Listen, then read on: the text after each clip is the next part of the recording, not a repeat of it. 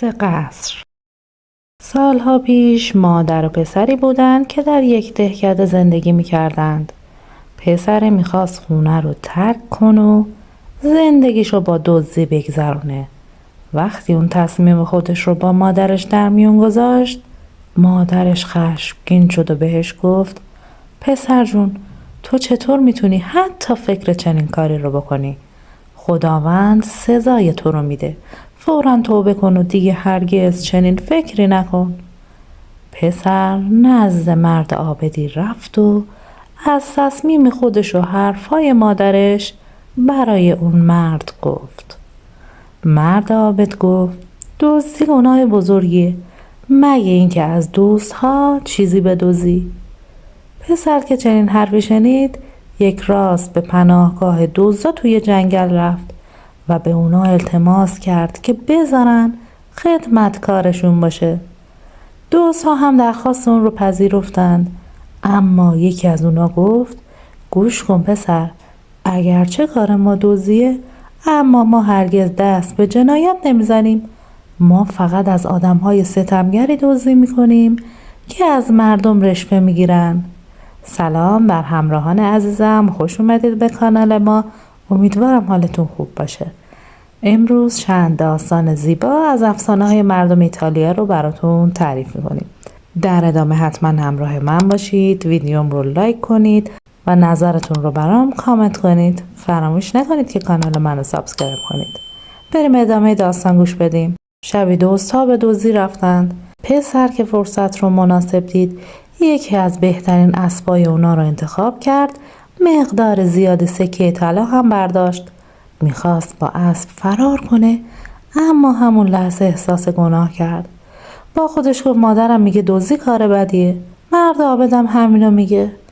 تازه توی این چند روز دزدا به من غذا دادن. من نمیتونم چیزی ازشون بدزدم. پس اون پشیمون شد و تصمیم گرفت به خونش برگرده. خلاصه روز دیگری پسر به مادرش گفت: مادر، میخوام از این شهر برم. میرم دنبال کاری میگردم و زندگیم رو میگذرونم. مادرش به گریه افتاد و گفت: تو رو خدا منو اینجا تنها نذار. قول میدم هرگز سرزنشت نکنم. پسر گفت: مادر، من از تو هیچ ناراحتی ندارم، اما باید کاری داشته باشم، زندگی کنم. این رو گفت و خونه رو ترک کرد. پسر رفت و اتفاقاً به شهری رسید که پادشاه اون 100 تا گوسفند داشت و در جستجوی یک چوپان بود. اما خب کسی دوست نداشت که چوپان شاه بشه. پسر با خودش گفت: چه عیبی داره، میرم چوپان شاه میشم. نزد شاه رفت و آمادگی خودش رو اعلام کرد. شاه بهش گفت: بسیار خوب، اما گوسفندا رو اون طرف رودخونه نبر، چون یه مار اونجاست. اگه همه گوسفندا رو سالم به خونه برگردونی، به تو دستمزد میدم، اما حتی اگه یک از اونا رو گم کنی، اخراجت میکنم. روز بعد پسر گوسفندا رو به راه انداخت تا به مرغزار ببره. از کنار قصر که میگذشت، دختر شاهو دید که پشت پنجره ایستاده بود. پسر با خودش گفت: شاهزاده خانم باوقاریه. به دختر لبخندی زد. دخترم از اون پسر خوشش اومد و برای اون یه کلوچه پرتاب کرد. پسر چوپان به مرغزار که رسید، از دور سنگ سفیدی دید. با خودش گفت: میرم روی اون سنگ میشینم تا کمی استراحت کنم و اون کلوچه خوشمزه ای رو که شاهزاده خانم بهم داده بخورم. به طرف اون رفت و روی سنگ نشست، اما متوجه نبود که سنگ اون سوی رودخونه است و گوسفندا هم با اون تا اونجا اومدن. گوسفندا در آرامش چریدن. پسرم روی سنگ سفید جا خوش کرده بود و استراحت میکرد که ناگهان تکان شدیدی زیر صخره حس کرد. به اطراف نظر انداخت و چیزی نفهمید. کمی که گذشت، ضربه‌ای خیلی شدیدتر از ضربه اول حس کرد. پسر با تعجب گفت: چی بود؟ به دور و برش نگاه کرد، اما بازم چیزی ندید. به موضوع اهمیت نداد. با ضربه سوم ماری از زیر تخت سنگ بیرون اومد. پسر با خودش گفت: خدایا، این چیه؟ یه مار 3 سر. پس چرا به هر یک از دندوناش یه گل گرفته؟ انگار میخواد گلها رو به من بده.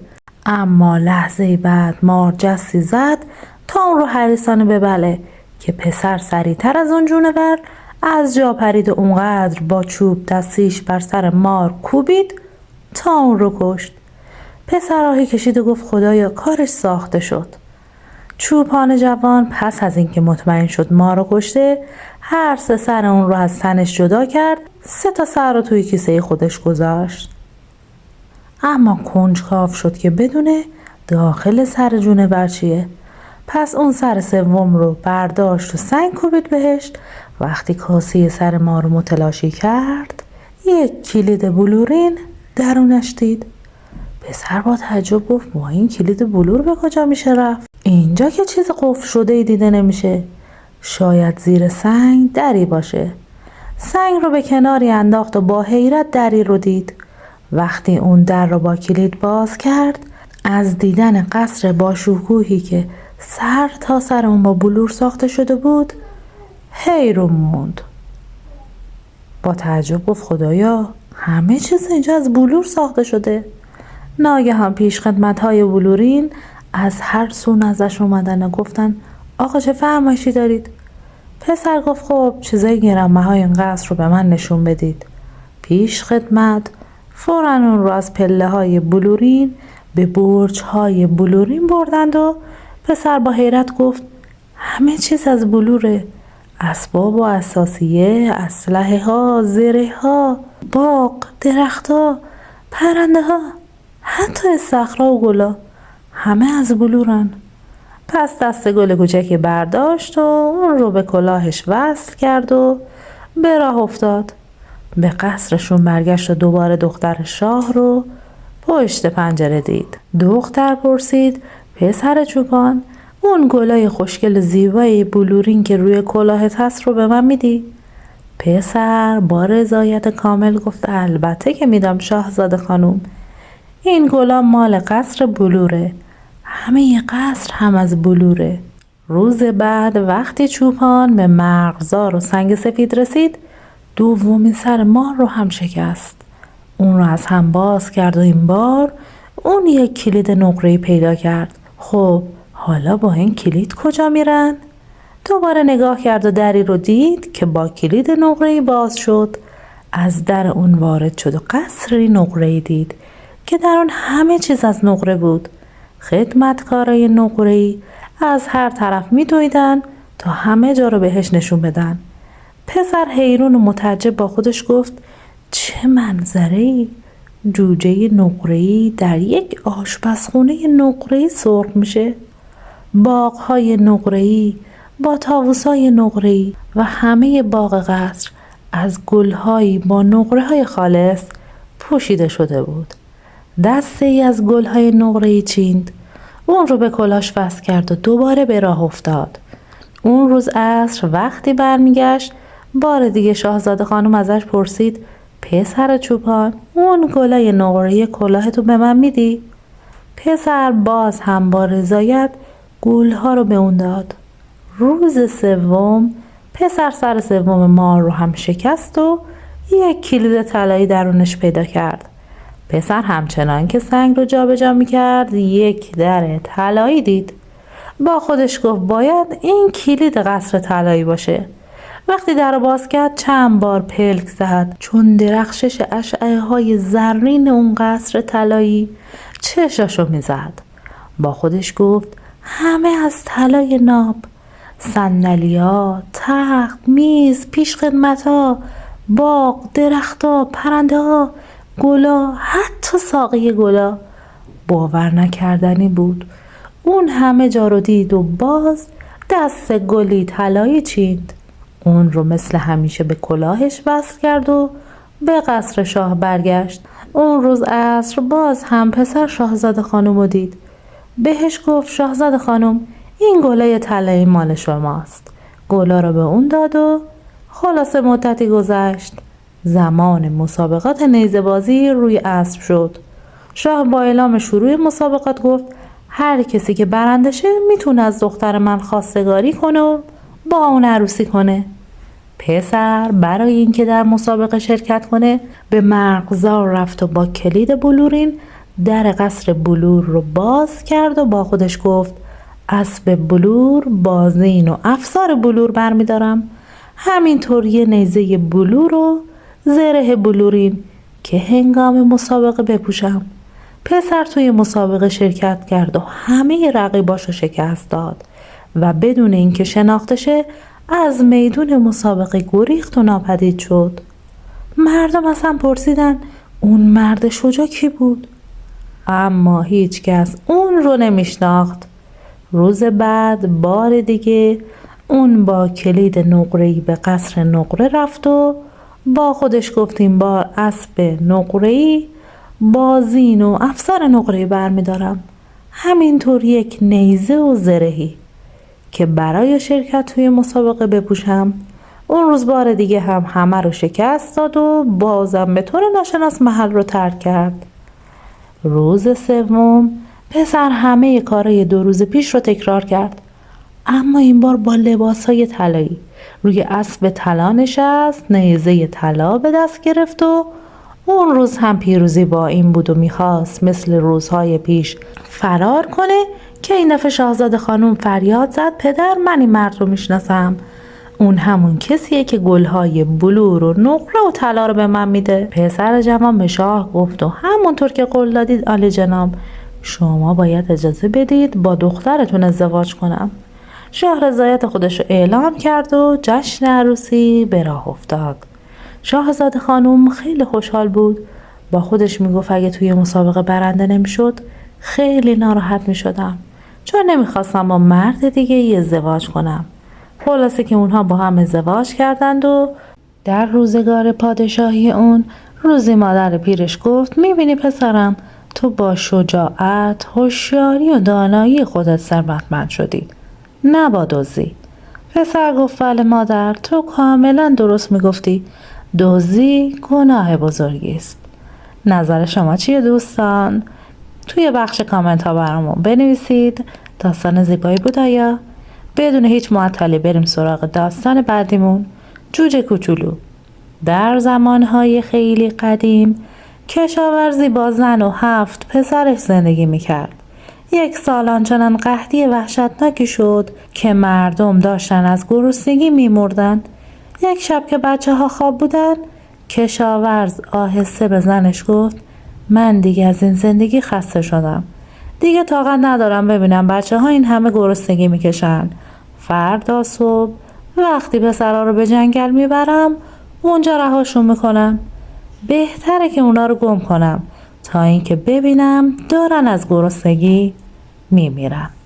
پدر و مادر خیال میکردن که بچه ها خوابن، اما پسر کوچیکی که گوش پشت هم بود و به اون جوجه کوچولو میگفتن بیدار بود، همه چیزو شنید. صبح که شد مادر پسرها رو آماده کرد و با دیدگانی اشکبار اونها رو با پدر فرستاد.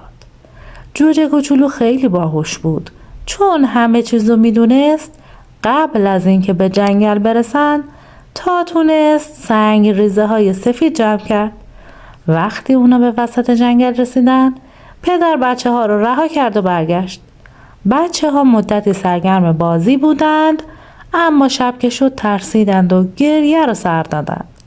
جوجه کوچولو به برادرانش گفت نگران نباشید، من راه خونه رو میدونم و همه شما رو به خونه میرسونم، فقط پشت سر من بیاید. وقتی اونا به جنگل می اومدن جوجه کوچولو سنگ های سفیدی رو یکی یکی ریخت و راه رو نشانه گذاری کرده بود. به همین خاطر راه رو میدونست. اون برادراشو به خونه برگردون. صبح که بچه ها به خونه رسیدن مادر فریادی از شادی کشید و گفت خدا رو شکر که همتون به خونه برگشتید. با این حال در اون دوران قحطی اونا نمیتونستن از بچه ها نگهداری کنن. مادر هر چی رو که تو خونه داشت فروخته بود تا بتونه لقمه نانی به بچه ها بده. یه روز صبح دوباره مادر به هر کدوم از بچه ها یه تیکه نون داد و اونها رو موقع خداحافظی بوسید و با پدرشون روانه کرد. پدر با خودش گفت این دفعه جوجه کوچولو رو وادار میکنم جلوتر از من بره تا نتونه با سنگریزه راه برگشت رو نشانه گذاری کنه. اما جوجه کوچولو زرنگتر از اون بود که پدر خیال میکرد. اون نون خودش رو نخورد، در عوض اونو خورد کرد و هر چند قدمی که میرفت یه تکه از اون رو روی زمین مینداخت. اونا تا وسط جنگل رفتند و پدر بچه ها رو توی جنگل رها کرد و برگشت به خونه. شب که شد دوباره بچه ها گریه رو سر دادند. جوجه کوچولو گفت ناراحت نباشید، الان همگی به خونه میریم.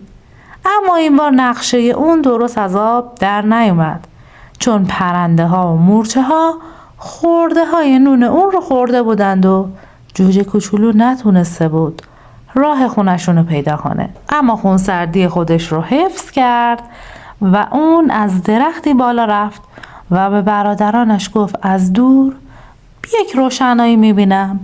بعد از درخت پایین اومد و گفت باید دنبال من بیاید، راهو پیدا کردم. اونها ساعتها راه رفتند تا به خونه ای رسیدند.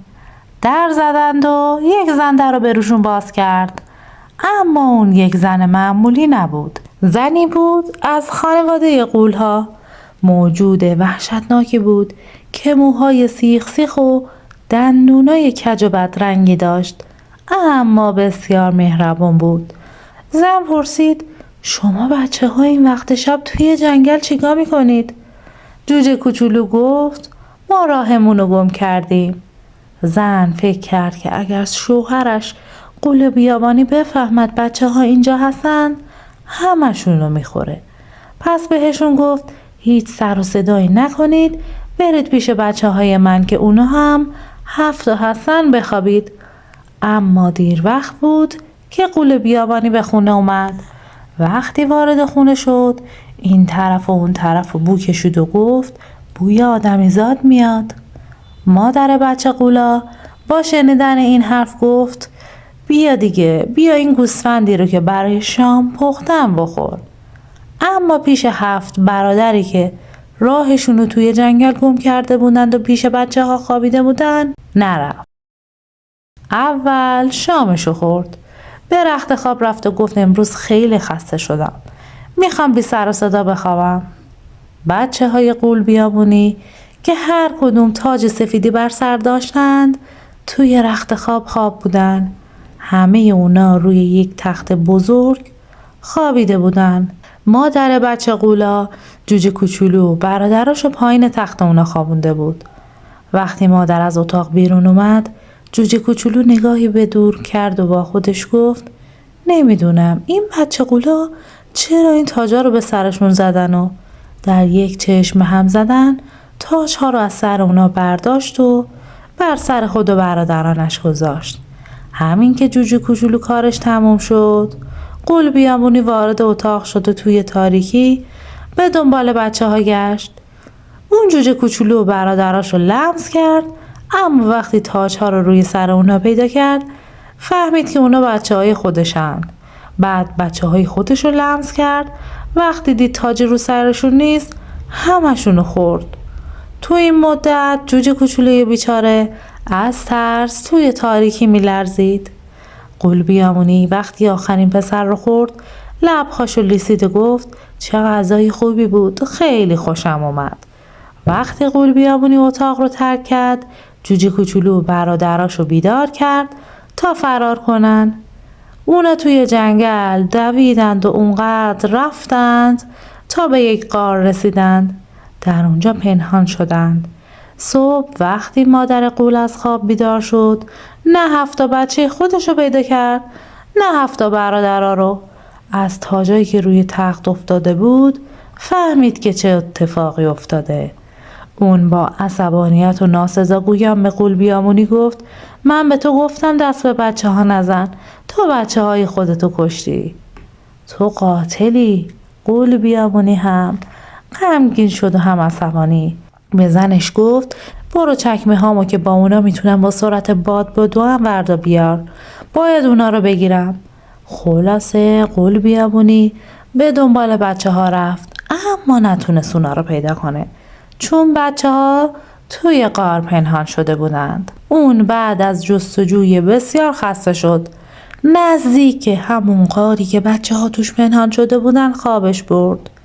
جوجه کوچولو از غار بیرون اومد تا چیزی برای خوردن پیدا کنه و از دیدن غول بیابونی که اونجا خوابیده بود ترسید. اون برادراش صدا کرد و گفت باید برای ابد از شر غول راحت شیم. اونا با چاقوهای کوچیکی که همراهشون داشتن به جان غول افتادند و اونقدر اونو زدند تا میخورد اونو زدن. وقتی بچه ها از مردن غول مطمئن شدن چکمه هاشو بیرون کشیدند و هر 7 نفرشون سوار اونها شدن. پیش مادر بچه غولا رفتن. وقتی بچه ها به خونه غول رسیدن جوجه کوچولو به مادر غولا گفت که شوهرش اسیر چند تا راهزن شد و اونها رو فرستاده تا همه سکه های طلا و جواهرات اون رو براش ببرن و به راهزنا بدن تا اونا غول بیامونی رو آزاد کنن. جوجه کوچولو گفت برای اینکه مادر غولا رو بیشتر مطمئن کنه چکمه ها رو به اون نشون داد. مادر غول با شنیدن این حرفا همه سکه های طلا و جواهراتش رو به اونها داد. بچه ها سوار چکمه ها شدند و با یک قدم به خونهشون برگشتند.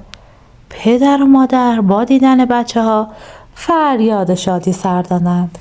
جوجه کوچولو کیسه گنجی رو که با خودش آورده بود خالی کرد و گفت ببینید ما براتون چی آوردیم؟ اونا فریاد زدن خداوندا حالا ما ثروتمند شدیم و بچه هاشون رو تو آغوش کشیدن. جوجه کوچولو پس از اینکه آسایش پدر و مادر و برادرش رو فراهم کرد به کمک اون چکمه های عجیب که به سرعت باد میدوید به سرزمین دوری رفت و در اونجا مرد دانا و توانایی شد. بله این هم از پایان این داستانه پر از فراز و نشیب و زیبا که امیدوارم شما دوستان همراهان لذت برده باشین. خیلی ممنون که تا این لحظه همراه من بودید. لطفاً این ویدیو رو لایک کنید و کانال منو سابسکرایب کنید و نظرتون رو راجع به داستان برام بنویسید. خدایا رو نگهدارتون.